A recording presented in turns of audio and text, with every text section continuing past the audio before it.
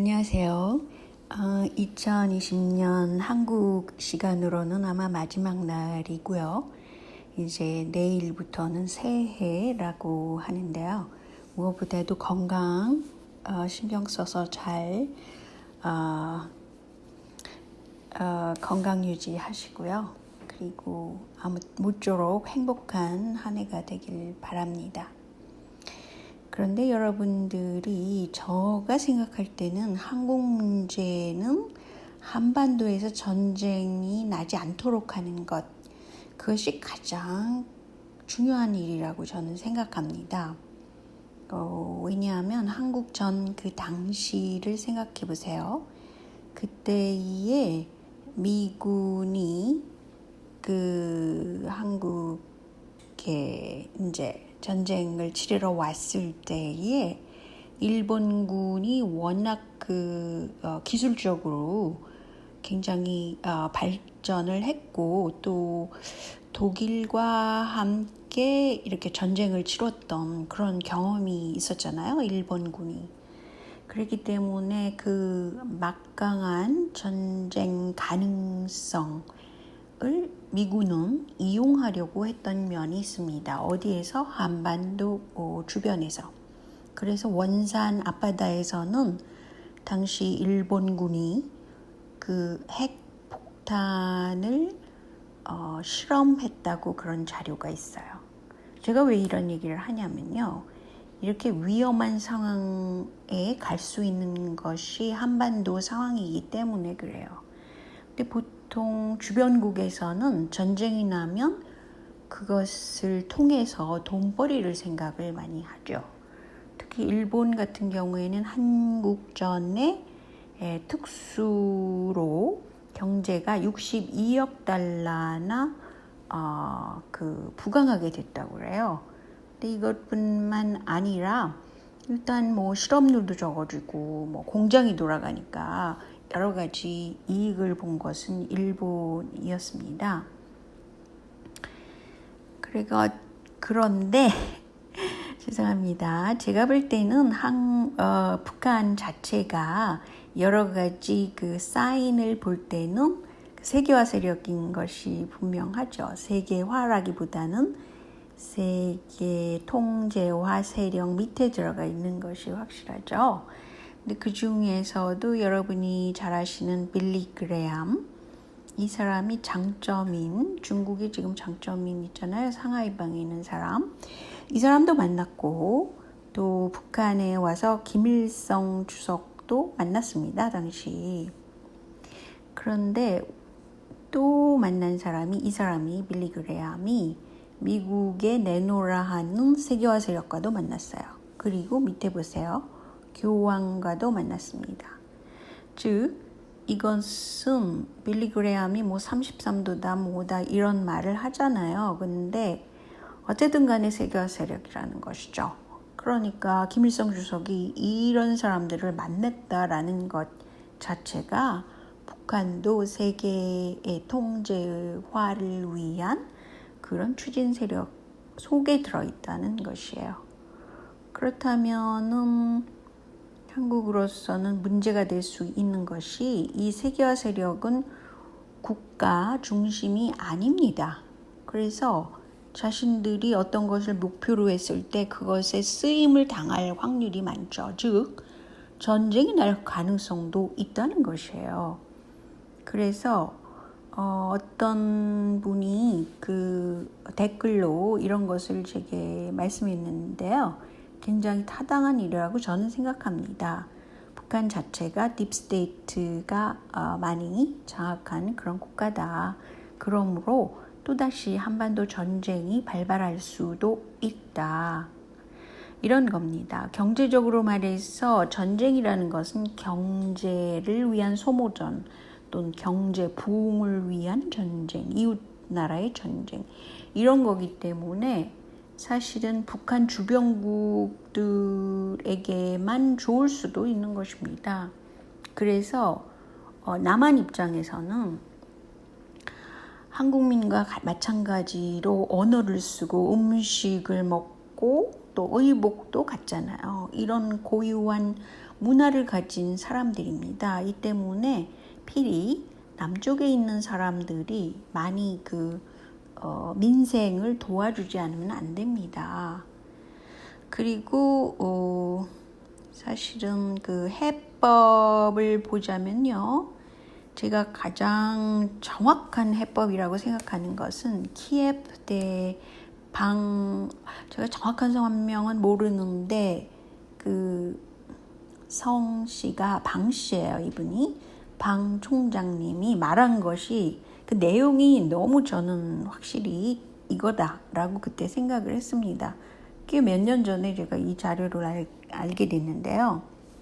대북 관계를 해결하려면 한국이나 미국이 독자적으로 풀 수는 없다.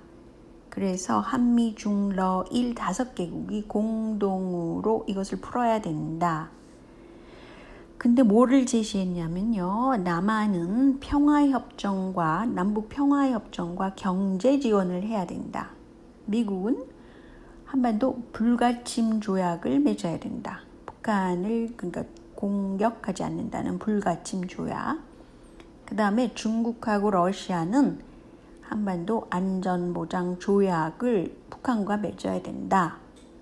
일본과는 국교 정상화를 하고 식민지 보상금을 그 액수야 얼마든 간에 그것을 해결해야 된다. 이렇게 이 방 총장님이 얘기를 했어요. 그러니까 뭐 과거의 육자회담 같은 속으로 다시 들어가느냐 뭐 그런 분도 있지만 만약에 북한에서 핵을 보유할 이유가 없는 경우는 이렇게 안전하게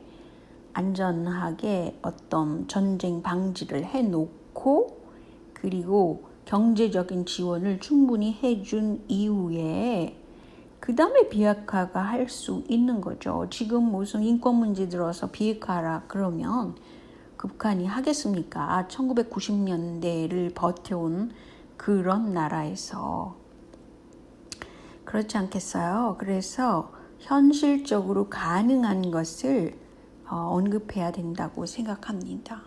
심지어는 한국에 와 있던 미군의 책임자께서 북한을 경제적으로 도와줘야 된다. 그 다음에 뭔가 해법을 제시해라. 이런 말을 한 적이 있고 이것은 사실은 그 미국 공화당의 싱크탱크 내에서 이런 생각을 하는 사람들이 꽤 있었어요. 전에는. 근데 이제 그것을 이제 언론에 노출시키지 않는 것이겠죠. 그래도 어떻게 해법을 찾아야지 매일 이런 식으로 그대로 놔뒀다가는 다시 도루묵이고 또 돌아가고 이런 식이잖아요.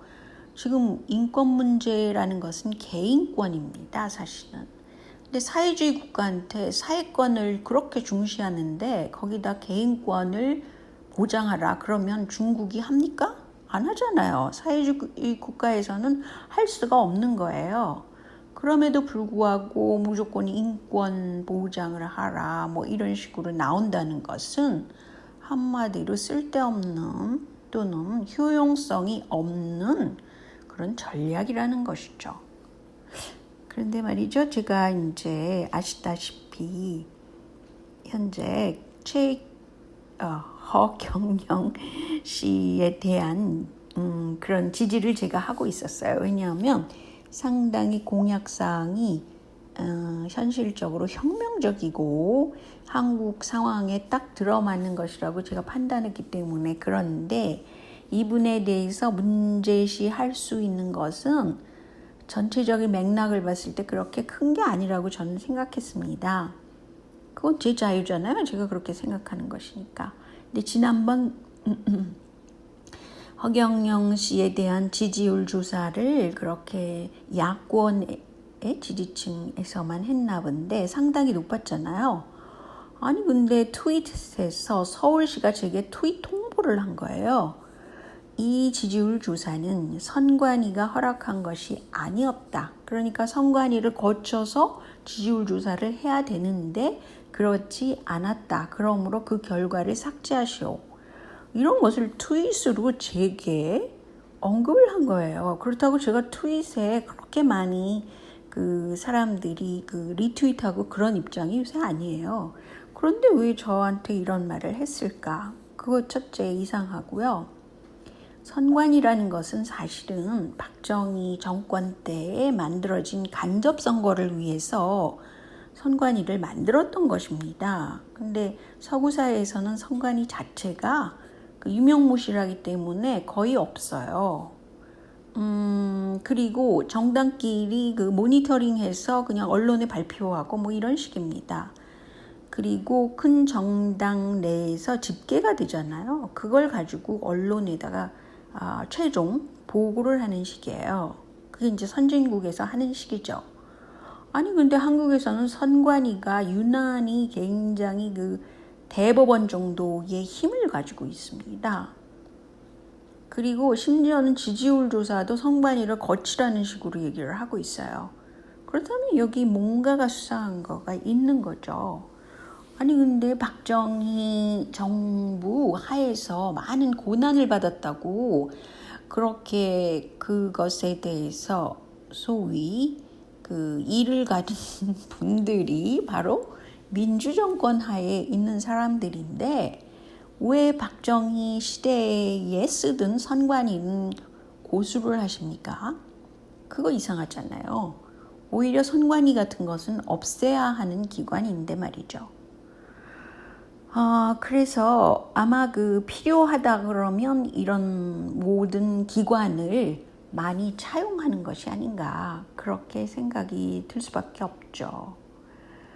그래서 결국은 뭐냐, 이런 식으로 가다가는 제 페이스북 친구분께서 한국은 이러다가는 경찰 국가로 가는 중이다.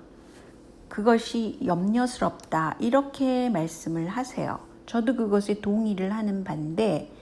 그 이유는 과거에 김근태 의원 돌아가신 분이요.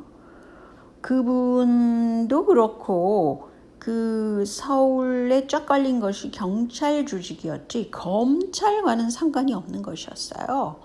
그래서 이 경찰대가 그렇게 보통 사람들을 괴롭힌 겁니다. 정치인들도 괴롭히고 그런 것입니다. 즉 경찰 국가가 되었던 것이죠. 박정희 때나 전두환 때나. 그런데 그 방법을 또 쓰는 것이에요. 민주정부라는 정부에서. 이게 어불성설 아닙니까? 그리고 이런 방식은 무솔리니나 그 파시즘에서 쓰던 그런 경찰 국가 방식입니다. 그래서 그리고 매스컴을 쥐고 그 계속 반복하거나 어떤 정보는 흘리고 어떤 정보는 또 도배질을 하고 막 이런 식으로 너무 기가 막힌 언론 플레이를 하고 있는 정부이기 때문에 과연 이런 정부를 가리켜서 정상적인 민주정부라고 볼 수 없다는 것이죠. 그리고 또한 그 민간에서 할 수 있는 뭐 시민단체라든가 그런 것을 통해서 할 수 있는 대북 돕기 같은 것도 하지를 못해요. 제가 생각하기에는 보수세에 가까우신 고건 총리, 옛날 총리도 북한한테 그 살림을, 그러니까 산이 너무 그 나무가 없잖아요. 그래서 나무 심기를 빨리 해야 된다. 그런 주장을 하셨던 겁니다. 그런데 도대체 친북 정부라고 그러면서 이 문재인 정부는 이 다양한 아이디어를 낼 수 없어요. 그 이유는 굉장히 이념적입니다.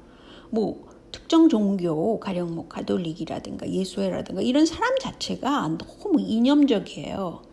그래서 이 다양한 그 뇌구조를 가질 수가 없는 것입니다.